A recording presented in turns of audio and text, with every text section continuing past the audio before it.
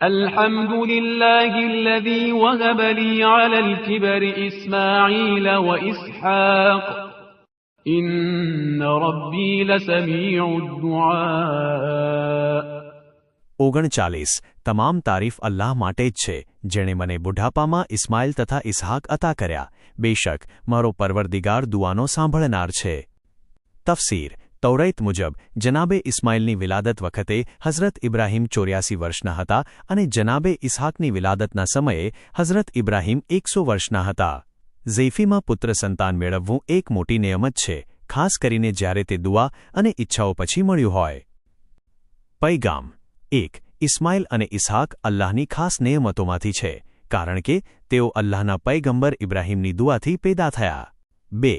તેઓ આગળના અંબિયાઓની સિલસિલાની શરૂઆત બન્યા અને મહત્વની વાત એ છે કે સાચી કિંમત સારા સંતાનની છે, ભલે તે કનીઝમાંથી હોય કે આઝાદ સ્ત્રીમાંથી.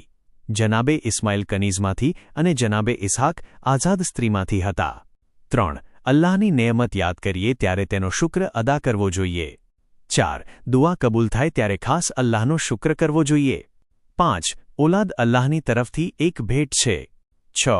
અલ્લાહની કુદરત અને ઇરાદા સામે કોઈ અવરોધ નથી, ઝૈફી પણ નહીં. 7. અલ્લાહનો શુક્ર અદા કરતી વખતે તેની નિયમતોને અલગ અલગ રીતે યાદ કરવી જોઈએ.